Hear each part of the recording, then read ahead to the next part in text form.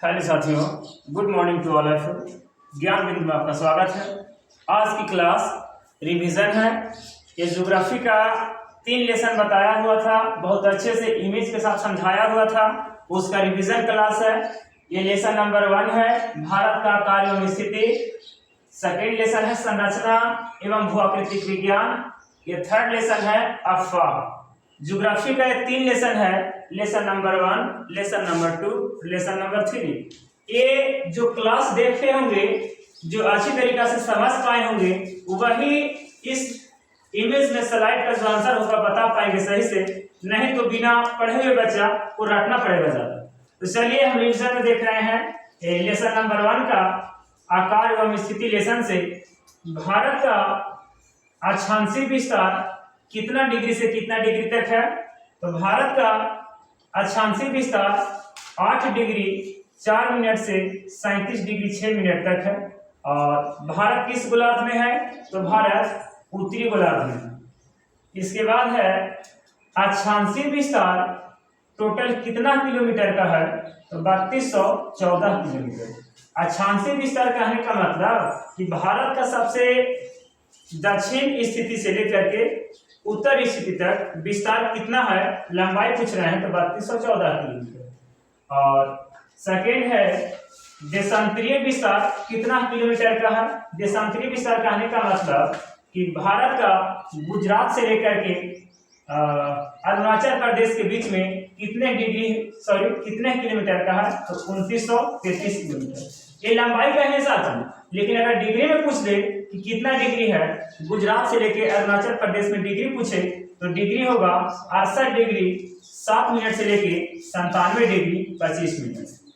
ये हो गया देशांतरीय विस्तार डिग्री में और टोटल किलोमीटर में। लेकिन डिग्री क्या है कि कितना डिग्री का अंतर होगा? तो 30 डिग्री का अंतर होगा। इसके बाद है भारत का कुल क्षेत्रफल 32,87,263 वर्ग किलोमीटर। किसका है? तो भारत का कुल क्षेत्रफल 32,87,263 वर्ग किलोमीटर। आगे की पॉइंट है भारत के कुल भौगोलिक क्षेत्रफल विश्व का क्षेत्रफल का परसेंट में कितना है? तो 2.4%। 6 पॉइंट है कुल जनसंख्या का, विश्व की कुल जनसंख्या का भारत की जनसंख्या कितना परसेंट निवास करता है? तो कितना परसेंट? 17%। यहां से आप दोनों से इमेजिनेशन कर पा रहे होंगे कि भारत की जनसंख्या विश्व की जनसंख्या का मात्र 2.4% है, यानी कि जनसंख्या कम है। ये जनसंख्या कहने का मतलब 2.4 कहने का मतलब 2.4 और परसेंट को नीचे लिख देते हैं, ये 100 हो गया कि विश्व का टोटल क्षेत्रफल होगा 100, जिसमें से भारत का क्षेत्रफल 2.4 है, यानी कि 2.5 कह सकते हैं। तो देखिए 100 क्षेत्रफल में से मात्र 2.5 भारत का, यानी कि क्षेत्रफल बहुत कम है। और जनसंख्या देख पा रहे होंगे कि 17 ऊपर करेंगे और नीचे कितना हो जाएगा? 100 हो जाएगा। तो 100 जनसंख्या में 17 जनसंख्या भारत का है, तो जनसंख्या ज्यादा है। तो ये कह पाएंगे कि भारत का जनसंख्या विश्व का जनसंख्या का कितना प्रतिशत है? 17%। जनसंख्या में ज्यादा है और क्षेत्र में कम, क्षेत्रफल में कम है। तो इससे ये समझ में आता है कि भारत का क्षेत्रफल कम और जनसंख्या ज्यादा, जिसके कारण से बेरोजगारी ज्यादा होगी। तो इस बेरोजगारी को दूर करने का एक ही उपाय है कि जनसंख्या पर जब तक नियंत्रण नहीं होगा, जब तक कमी नहीं चलेगी।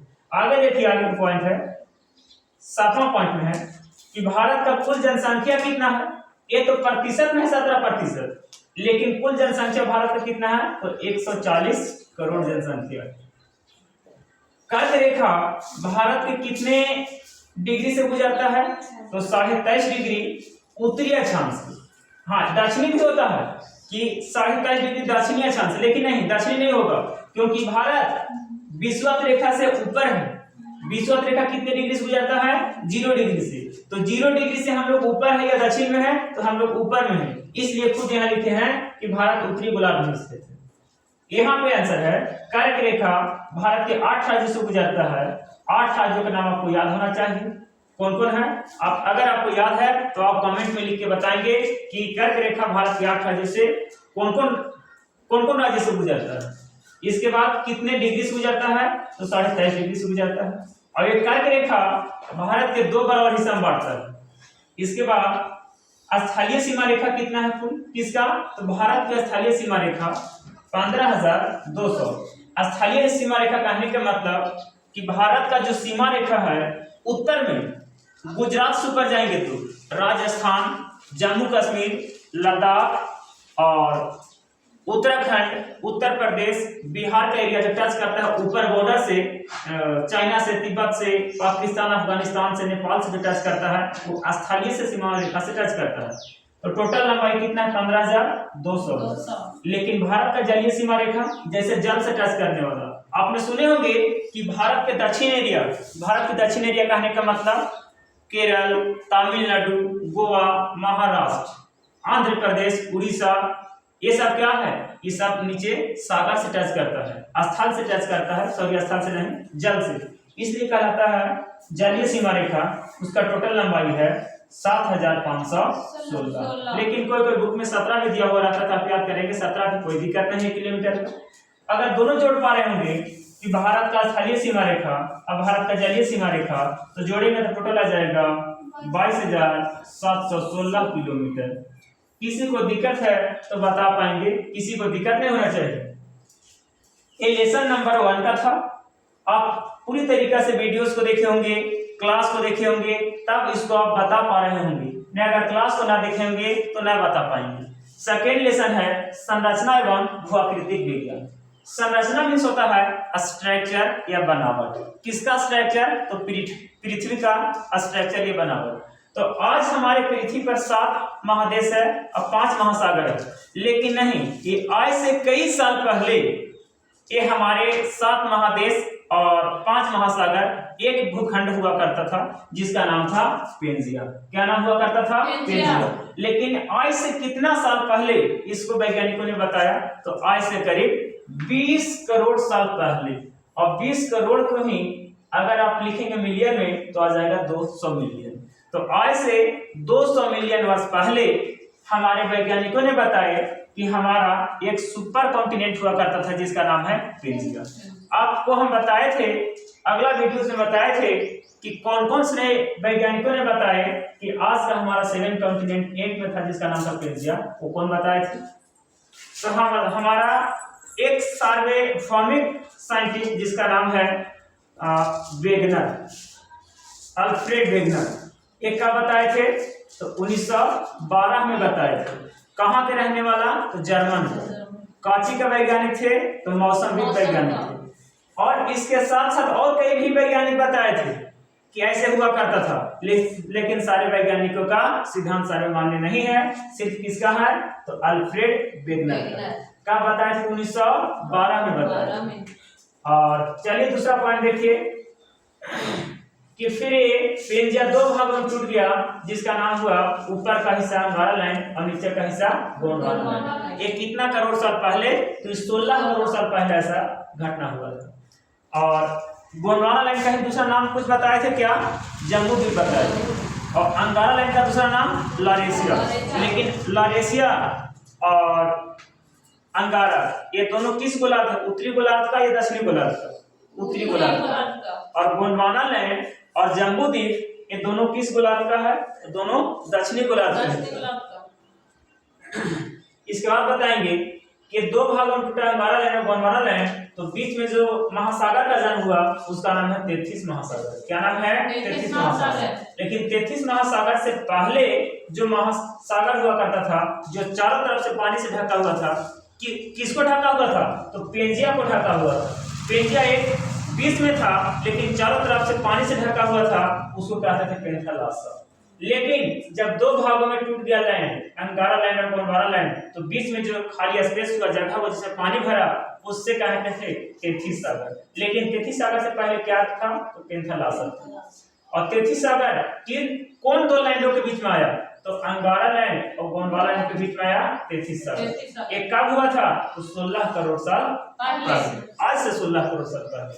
और 33 सागर का जब जन्म हुआ 16 करोड़ साल पहले, तो यहाँ 33 सागर आज तत्काल नहीं है। 33 सागर की जगह पे आज हिमालय पर्वत स्थित हो गया। ऐसा क्यों, तो बताए थे फिगर में कि 16 करोड़ साल की घटना के बाद धीरे धीरे धीरे अब हम जब समय घटाते आ रहे होंगे ना, तो किसी बच्चे को लग रहा हो सर समय तो बढ़ना चाहिए ना, देखिए यहाँ लिखे हैं 20 करोड़, फिर बता रहे हैं 16 करोड़, तो 16 से 12 बताएंगे, 12 से 10 आ जाएंगे, 10 के 6 आ जाएंगे। हाँ, क्योंकि इस आप हिस्ट्री में देख पा रहे होंगे कि इतिहास में कालखंड धीरे धीरे घटता है और घटने के बाद कहीं फिर जीरो आ जाता है और जीरो के बाद फिर इधर बढ़ने लगता है। तो हम लोग आज कितना आ गए हैं, 2025 में आ गए हैं। तो कालखंड इधर घटेगा, 16 के बाद 12 आएगा, 12 के बाद 10 आएगा, उसके बाद 6 आएगा। तो एक समय ऐसा आएगा कि 16 करोड़ साल के बाद धीरे धीरे दक्षिणी गोलार्ध का जो हिस्सा हुआ करता था गोंडवाना लैंड, वो धीरे धीरे टूट गया।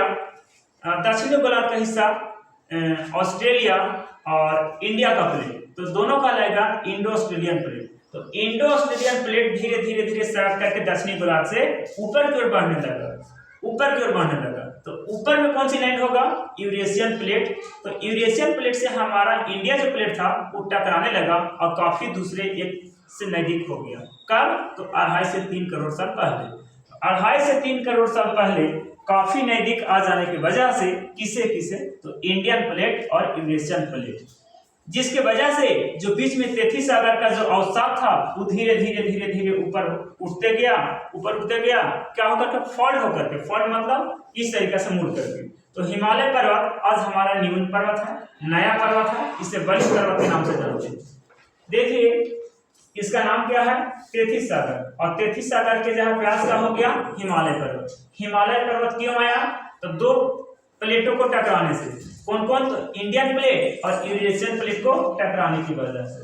लेकिन आज हमारे पृथ्वी पर देखेंगे कितने महासागर हो गया, तो 5 महासागर और कितने महादेश, 7 महादेश। 7 महादेश हो गया। लेकिन आज से कई करोड़ साल पहले एक प्लेट हुआ करता था जिसका नाम है पेंजिया। वो कितना करोड़ साल, 20 करोड़ साल पहले।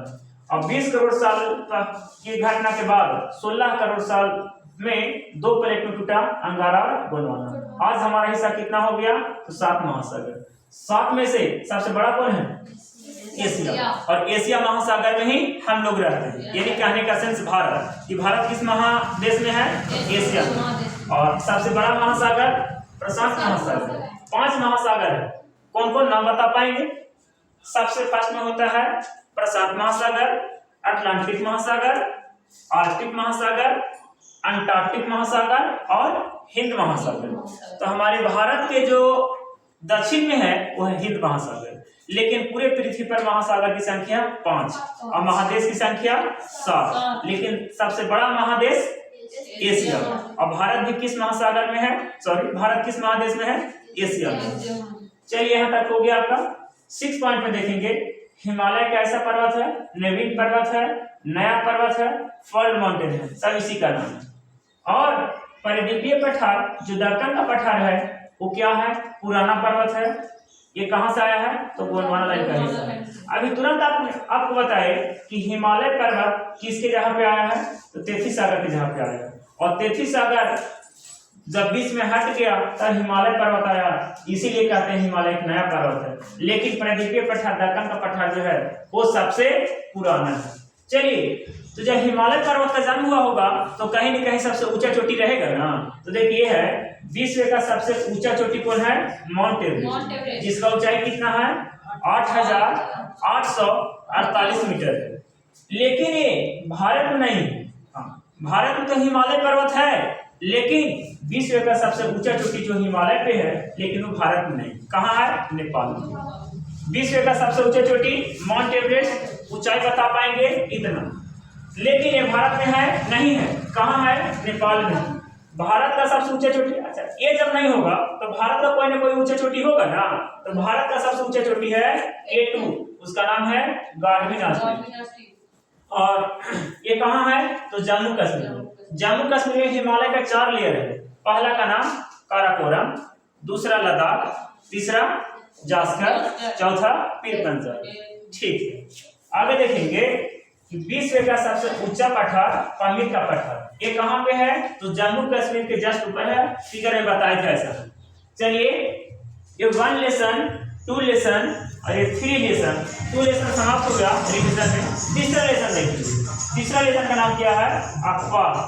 अफवाह तंत्र को ही आगे कहेंगे दूसरा नाम नदी तंत्र, इंग्लिश में कहते हैं ड्राइनेज सिस्टम। ये नदी तंत्र ड्राइनेज सिस्टम किसका नाम है? अफवाह तंत्र का नाम। और ये बताएंगे कि अफवाह तंत्र मीन्स नदी तंत्र, कि हमारे एरिया में जो देख पा रहे होंगे कि बारिश के समय में या कहीं पानी गिर जाता है तो देखिए कि पानी एक कतार में एक रास्ते में ढलने लगता है कि बहने लगता है, उसे ही कहते हैं अफवाह तंत्र। तो अफवाह तंत्र हम पूरे पृथ्वी पर या पूरे भारत के आसपास के एरिया में देखेंगे तो नदी के नाम से जानते हैं, किसे? अफवाह तंत्र। तो उसका लमसम संख्या कितना है? 200 है, लेकिन 200 तो याद नहीं कर पाएंगे, छोटे छोटे नदियों को जोड़ने पर 200 होता है। लेकिन महत्वपूर्ण जिसको जानना जरूरत है, जिससे सवाल पूछा जाता है, चाहे कोई भी क्लास हो, 9th का हो, 11th का हो, जनरल का हो, कोई भी बच्चे हो, उल्लेख के लिए जानना जरूरी है कि महत्वपूर्ण नदियों की संख्या लमसम कितना है? तो 20 याद कर लेंगे तो इससे ज्यादा ही इंपॉर्टेंट ज्यादा नहीं। ये देखेंगे कि अफवाह तंत्र में नदी तंत्र, लेकिन नदी तंत्र कितने प्रकार का होगा? तो 2 प्रकार का होता है। पहला होगा हिमालय से निकलने वाला नदियां, और एक और होगा प्रायद्वीपीय नदियां। हिमालय से निकलने वाला नदियां क्या नदी कहलाता है? तो ब्रह्मवासी नदी। हिमालय से निकलने वाला मुख्य नदियों का नाम सिंधु नदी, गंगा नदी और ब्रह्मपुत्र नदी। लेकिन आप नाम सुने होंगे कि गंगा नदी, ब्रह्मपुत्र नदी, सिंधु नदी, तो नदियां कभी सूखती नहीं है, ये सालों भर बहने वाली नदी है। हाँ, इसीलिए कहते हैं 12मासी। 12 मतलब 12 महीना बहने वाली नदी है। क्या कहलाएगा? 12मासी। इसका दूसरा लैंग्वेज में कहेंगे वर्ष भर बहने वाली नदी। वर्ष भर बहने वाली नदियां या 12मासी नदी। कौन नदी को कहते हैं? हिमालय से निकलने वाला नदियां को कहते हैं। और एक और होता है प्रायद्वीपीय नदी। प्रायद्वीपीय नदी किसे कहते हैं? जो सिर्फ मौसम में बहती है, इसे मौसमी नदियां के नाम से जानते हैं। चलिए यहाँ देखिए, नदियां 2 प्रकार की होती है, हिमालय से निकलने वाली नदियां और प्रायद्वीपीय नदियां। अब यहाँ देखेंगे हिमालय से निकलने वाली नदियां ब्रह्मवासी नदी कहलाएगी और वर्ष भर बहने वाली नदियां कहलाती है।